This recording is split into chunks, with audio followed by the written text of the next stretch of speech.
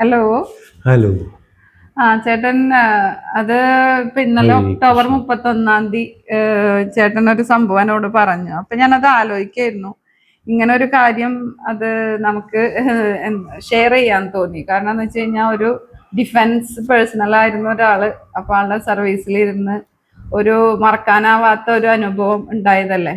അതും നമ്മളുടെ മുൻ പ്രൈം മിനിസ്റ്റർ ആയിരുന്ന ഇന്ദിരാജിയുടെ ആ ഒരു ദാരുണാന്ത്യം അല്ലെ, 84-ലല്ലേ സംഭവിച്ച അതുണ്ടായിരിക്കുന്നത്. ആ ദിവസം അതെ, അതൊന്ന് പറയാമോ? ഉച്ചതിരിഞ്ഞ്, അതായത് ഞാൻ 1984 സംഭവം.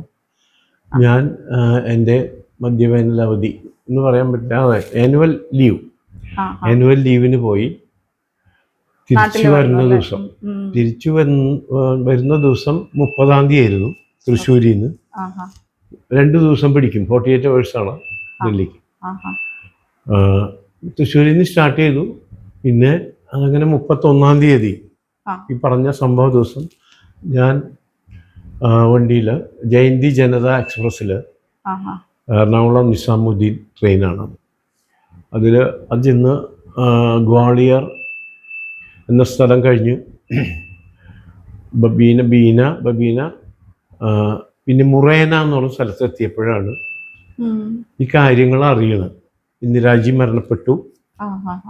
അതേ ദിവസം 31-ാം തീയതി കാലത്ത് ഒരു 10-11 മണിക്ക് ശ്രീമതിയുടെ അംഗരക്ഷകർ എന്നെ വെടിവെച്ച് വന്നു, സിഖ് അവിടെ. എന്നാൽ ഈ ശ്രീമതി താമസിക്കുന്ന പുള്ളിയുടെ prime ministers house number 1 Safdarjung road എന്ന് പറയും. അതിൻ്റെ തൊട്ടടുത്താണ് എൻ്റെ എയർഫോഴ്സ് സ്റ്റേഷൻ ന്യൂഡൽഹി എടുക്കുന്നത്.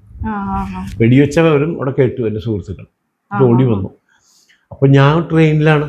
അപ്പോൾ ഈ ട്രെയിൻ അവിടെ ഒരു മുറേനയിൽ കുറേ കഴിഞ്ഞപ്പം ഏതാണ്ട് ഒരു ഗ്രാമത്തിലേക്ക് ചെന്നു ട്രെയിൻ. ചമ്പൽ കേട്ടില്ലേ? ചമ്പൽക്കാട് കേട്ടില്ലേ? ഝാൻസി റാണി മറ്റേ ഇവരൊക്കെ ഉണ്ടായിരുന്ന പൂലൻ ദേവി ഒക്കെ ഉണ്ടായിരുന്ന അതിനൊക്കെ ശേഷമാണല്ലോ അതുണ്ടായി. എന്നിട്ട് ആ സ്ഥലത്ത് വന്നപ്പോൾ വിവരം കേട്ടവരാണ് അവിടെ ഉള്ളവരൊക്കെ.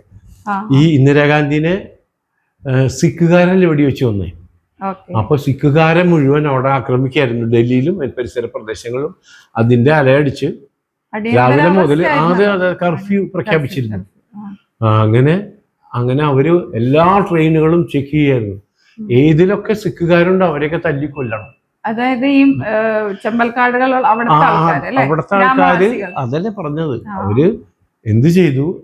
ഈ ഗ്രാമവാസികള് ട്രെയിൻ പിടിച്ചിട്ടു. ട്രെയിനിലേക്ക് എങ്ങനെയോ കയറി സഞ്ചരിച്ചിരുന്ന ട്രെയിൻ സ്റ്റേഷനിലല്ല, സ്റ്റേഷൻ വിട്ടപ്പോ അതിന് മുമ്പ് ഏതോ സ്റ്റേഷനിൽ കയറിയവര്, ഝാൻസിന്നാണോ ബീനന്നാണോ അറിയില്ല. എന്നിട്ട് മുറേന എന്ന് പറഞ്ഞ സ്ഥലം ചമ്പൽക്കാടുകളുടെയാണ്. അടുത്ത സ്റ്റേഷനും ഇല്ല, ഒന്നുമില്ല, RPF ഇല്ല, പോലീസ് സ്റ്റേഷനൊന്നും ഇല്ല. ഒരു ഒറ്റപ്പെട്ട കാട് പോലെയുള്ള സ്ഥലത്ത് ഇവര് കുറെ ആളുകൾ വലിച്ചിട്ടിട്ട് അതില് നേരത്തെ ട്രെയിനിൽ കയറിയിരുന്നു. അവര് വടിയും കുന്തവും കത്തിയും വാളും പെട്രോളും ഒക്കെ ആയിട്ട് കയറി അതിലുള്ള സിഖുകാരെ ഫാമിലി മുഴുവൻ വലിച്ച് താഴെയിട്ട് തല്ലിക്കൊന്ന് കത്തിക്കായിരുന്നു. അപ്പോൾ എൻ്റെ ട്രെയിനിലും എല്ലാ ബോഗിയിലും വന്ന് അവര് ചെക്ക് ചെയ്തിട്ട് പിടിക്കുകയാണേ. അപ്പോഴേക്കും ഇതറിഞ്ഞ ഉടനെ ചില സിഖുകാർ പോയി ബാത്റൂമിൽ പോയിട്ട് ഷേവ് ചെയ്യാൻ തുടങ്ങി. എൻ്റെ ഇതൊന്നും കട്ട് ചെയ്ത് തരും ഇതൊക്കെ ഊരി. മറ്റേ പകിടി എന്ന് പറയും, അവരുടെ കെട്ടില്ലേ, തലക്കെട്ട്. അങ്ങനെ എവിടെ തുറക്കും. അപ്പോൾ ഈ ട്രെയിനിൽ ഒരു ക്യാബിൻ ഉണ്ടാവും. ഏതിനും ആ ബോഗിയുടെ സ്റ്റാർട്ടിങ്ങിൽ ഒരു ക്യാബിൻ ഉണ്ടാവും. പണ്ടത്തെ ട്രെയിനുകൾക്കൊക്കെ ഉണ്ടാവും. അത് ഫാമിലിക്കായിട്ടുള്ളതാണ്. സെക്കൻഡ് ക്ലാസ്സിലാണ്. അപ്പൊ അത് അടയ്ക്കാൻ പറ്റും, ശരി, ലോക്ക് ചെയ്തിരിക്കാം. അപ്പൊ അതില് ഒരു സിഖ് ഫാമിലി ഉണ്ടായിരുന്നു. അവര് പെട്ടെന്ന് ഇതറിഞ്ഞപ്പോ, സാർ രക്ഷിക്കണം, ഞങ്ങളെ രക്ഷിക്കണം, ആ റൂം അടയ്ക്കൂ, സാറ് രക്ഷിക്കണം. അപ്പൊ ഞാൻ പറഞ്ഞു, 19 കഴിഞ്ഞ 21-ാമത്തെ വയസ്സാണ്. എന്നിട്ട് അവര് തൊഴുത് എൻ്റെ അടുത്ത് ജീവൻ രക്ഷിക്കാൻ, ഞങ്ങൾ ഫുൾ ഫാമിലിയാണ്, മക്കളും കുട്ടികളും 5-8 പേരുണ്ടായിരുന്നു അതിനകത്ത്. കുട്ടികളും എല്ലാവരും അലമുറി ഇടാൻ തുടങ്ങി. അപ്പോൾ എല്ലാവരും കരച്ചിലായി, ബഹളമായി. അപ്പോൾ സർദാർജി വന്ന് എൻ്റെ കാല് പിടിച്ചു. അപ്പം ഞാൻ ധൈര്യമായിട്ടിരിക്കൂ സർദാർജി. എൻ്റെ ഒരു കൂട്ടുകാരന് വണ്ടിയിലുണ്ടായിരുന്നു.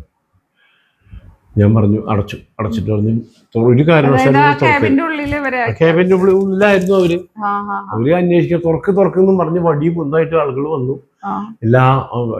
എല്ലായിടത്തും നോക്കിയാൽ കണ്ടില്ല. അപ്പൊ റൂമിലുണ്ടാവും ധരിച്ചു. ഞാൻ പറഞ്ഞു ഇതിൽ എൻ്റെ ഫാമിലിയാണ്, എൻ്റെ കുടുംബമാണ്. ഓക്കെ, എൻ്റെ കുടുംബമാണ്. അവർ ലീവ് കഴിഞ്ഞ് പോവാണ്. മനസ്സിലായോ? ഇവരെ തൊടാൻ പറ്റില്ല. ഞാൻ വിമുക്ത പഠനം എന്താ പറയാ, സർവീസ്മാനാണ്. ഡിഫൻസ് സർവീസിലെ പട്ടാളക്കാരനാണെന്ന് തന്നെ പറഞ്ഞു, ആർമിക്കാരനാണെന്ന് തന്നെ പറഞ്ഞു. അപ്പോൾ അങ്ങനെ പറഞ്ഞു, കളിക്കരുത്, എൻ്റെ കയ്യിൽ തോക്കൊക്കെ ഉള്ളതാണ്, ഞാൻ അങ്ങനെയൊക്കെ പറഞ്ഞു. അപ്പൊ എന്താ തോന്നിയത്? അതൊക്കെ പറഞ്ഞു. തൊട്ടുപോരുത് നിങ്ങൾ. 1-2 ആൾക്കാർ വന്ന് തട്ടി. ഒരു പ്രാവശ്യം പോയി ആൾക്കാർ വേറൊരു പാർട്ടി വന്ന് തട്ടി. അപ്പൊ ഞാൻ പറഞ്ഞു പറ്റില്ല, എൻ്റെ ഫാമിലിയാണ് ഇരിക്കാൻ പേടിച്ചിരിക്കുകയാണ്. എൻ്റെ ഘർ വാല ഹൈ, പൂര പരിവാർ ഹൈ. ഹിന്ദിയിൽ തന്നെ കിട്ടാവുന്ന അപ്പൊ പഠിച്ചു വന്നിട്ടുള്ളൂ ഹിന്ദി. ടീക്കനാ മേ ഫൗജി ആദ്മി ഹൂ എന്നൊക്കെ പറഞ്ഞു. ഇങ്ങനെ പറയാം ആർമിക്കാരെ, പട്ടാളക്കാരെ. അങ്ങനെ പറഞ്ഞ ഒരു ഇങ്ങനെയൊക്കെയോ ഒഴിഞ്ഞ് പോയി. പിന്നെ ആ ഭാഗത്തേക്ക് വന്നില്ല, ആ ബോഗിയിലേക്ക് വന്നില്ല. കിട്ടാവുന്നവരെയൊക്കെ വലിച്ചിട്ട് അവര്, ഞാൻ നോക്കുമ്പോ ജനലിൽ കൂടെ നോക്കി ഞാൻ, അവര് അവർക്ക് മണ്ണെണ്ണ ഒഴിച്ച് തീ കൊടുക്കണ് പെണ്ണുങ്ങളെയും കുട്ടികളെയും. സങ്കടം വരും. ഞാൻ ത്യജിച്ചു നിന്ന്. എന്തോ ദൈവം എനിക്ക് എന്തോ ഒരു ധൈര്യം തന്നതായിരിക്കണം. അഥവാ അവര് എന്നെ വിശ്വസിക്കാതെ എന്നെ മാറ്റി അവരത് ചെയ്യുവാണെങ്കിൽ അവരൊക്കെ പോയേനെ. എന്തായാലും കേക്കൂ, ഞാൻ എന്നിട്ട് ഇവര് നിസാമുദ്ദീൻ സ്റ്റേഷനില്, അവസാനത്തെ സ്റ്റേഷനാണത്, അവിടെ ഇറങ്ങിയിട്ട് എന്താന്ന് പറയണ്ട, എല്ലാവരും കൂടെ എന്റെ കാലിക്കല വീണു. बाबूजी आपको दुआ करेगी भगवान आपको अच्छा करेगा, आपको बाल बच्चा अच्छा करेगा, आपने हमारा सबका जान बचा लिया. ആ ഒരു സംഭവത്തിന്റെ ഒരു പുണ്യം എനിക്ക് മരണം വരെ ഉണ്ടാവും. അവരുടെ അനുഗ്രഹവും അതെനിക്ക് മറക്കാൻ പറ്റില്ല, ഒരിക്കലും മറക്കാൻ പറ്റില്ല. അത് എല്ലാ വർഷവും 31 ഒക്ടോബർ വരുമ്പോൾ ഞാനത് ഓർക്കും. അവരൊക്കെ അവരും ഓർക്കുന്നുണ്ടാവും, ഇങ്ങനെ അവരും ഇങ്ങനെ പറയുന്നുണ്ടാവും, ആദ്മി ഫൗജി ആദ്മി हमारा जान बचा लिया. എന്തായാലും നിങ്ങൾ ചെയ്തത് വലിയൊരു പുണ്യപ്രവൃത്തിയാണ്. അപ്പൊ അത് ഷെയർ ചെയ്തതിന് താങ്ക് യു. ഞാനത് വൈൻഡപ്പ് ചെയ്യാണ്. God bless you.